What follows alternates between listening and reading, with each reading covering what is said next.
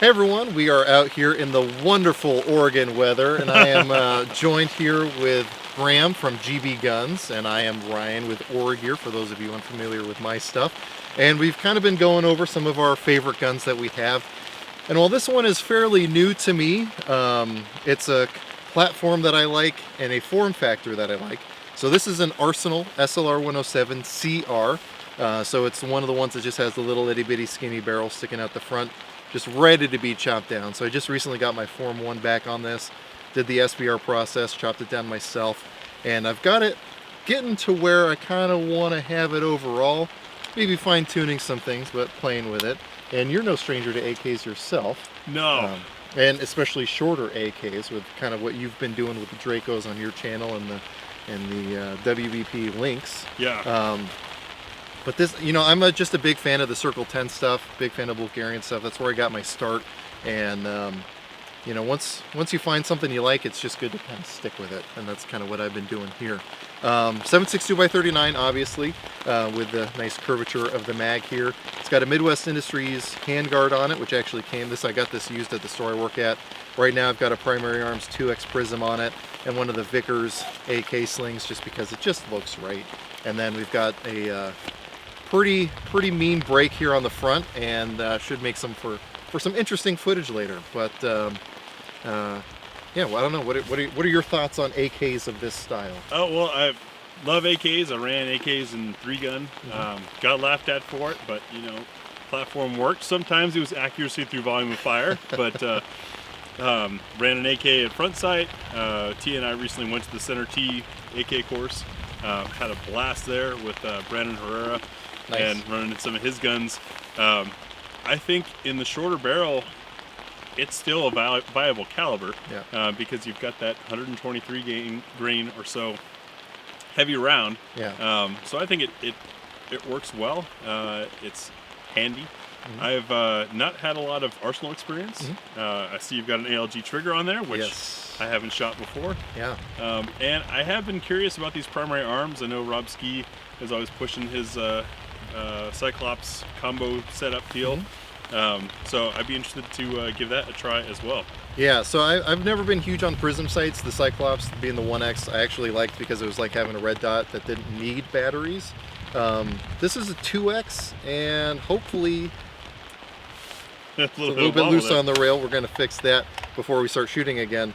I'm hoping that the 2X is low enough that I can kind of find a nice balance with it, but we'll see. The reticles that Dimitri makes at Primary Arms, I'm a big fan of, so yeah. Hopefully this will be no different. But this is like literally my first outing with it, hence why we need to adjust the tightness of it, but then we can do some more shooting. Well, and out here, you won't be able to see it all on camera, but we've got a backstop that's probably 20 yards, one that's about 15, and then probably 35 to 50-ish out there, and we're going to cycle through different targets, kind of ready up drill thing to get a feel for the gun, and that'll help with the optic. Yeah. See if two times is too much. Yeah, exactly. Yeah, having the variance in distance will be good when you're stuck with that fixed magnification.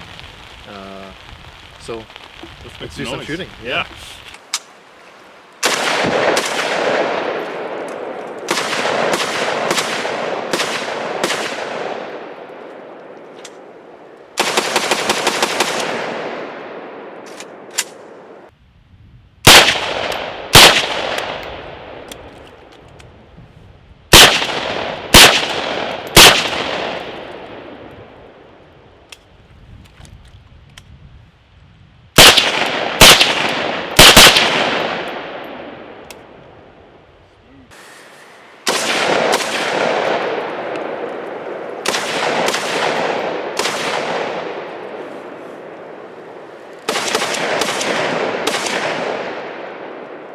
All right. Okay, so you guys have had a chance to run this. I guess initial thoughts. First of all, I guess, how'd you like the optics so far? Field of view was a little narrower than I was expecting, but it worked, and it popped right. It felt natural. I think that mount, whose mount is that? This is a Midwest Industries mount. Yeah, one of their mini ACOG mounts for this optic. That had it at just the right height, at least for me. How'd it work for you? I was able to pop on target each time. I really enjoyed the optic because I wasn't looking for a dot. It's there, and then you can adjust your field of focus within that the round thing that's red. The chevron, or the horseshoe, as I like to affectionately call it. But I think from what it sounded like while people were shooting, that trigger is something you guys are a fan of.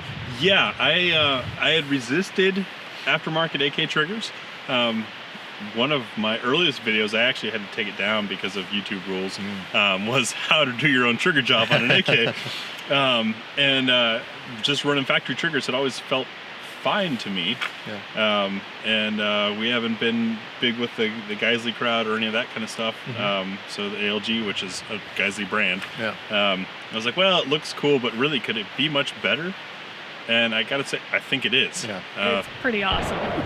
I would almost err on the side of them being too light sometimes out of the box. So they actually include a heavier spring that you add onto it to make it a little bit heavier. And even then, though, I mean, you can run these triggers pretty dang quick. There obviously has to be some hand fitting involved because AKs are all different.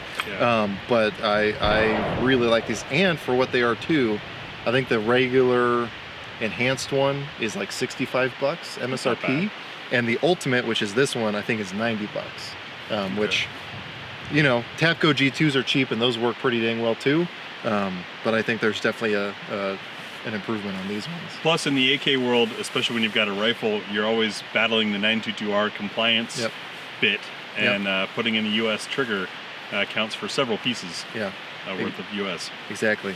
And obviously this brake is not fun to be next to, but definitely helps tame the recoil quite a bit. It was definitely effective. I think maybe when we do the slow-mo, we should do some with and some without the cap that goes over that, so that we can see how much the muzzle moves and doesn't move. I like that idea. Yeah, my first shots through it were with the cap off, and I didn't find it to be too bad. And they're like, but you got to try it with on, and it makes a huge difference. Even makes a bigger fireball, which is going to be hopefully fun to look at in slow-mo too.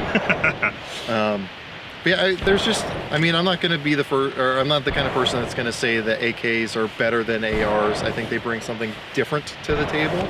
And, you know, like you said, in a shorter barrel, like the beginning of the video, it's still very, very functional in the heavier bullet weights. And I don't know, there's just something that looks right about a short AK. I don't know if it's all my time on Call of Duty, but you know, short AKs look good. You know, the AK-104 style, which is basically what this is lengthwise, albeit with some more American additions as opposed to the Soviet stuff. But yeah, I just like them. Yeah, it's a great gun. Now, unfortunately, we're going to go home and all of our AKs are going to be too long. But thanks for the experience. Well, although you guys even have shorter AKs than I do now, though, too, with your trinity of Dracos. Yeah, we've got the Draco family, and then the Lynx. And the Lynx, and an old Zastava. But yeah, this was an impressive gun. I appreciate it. Absolutely. Thanks for letting me come out in the lovely rain and hail.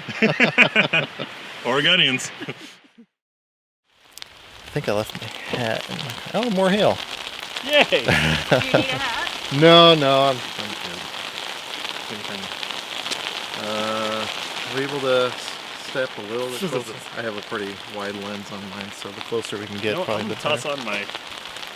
I might get my big old rain jacket.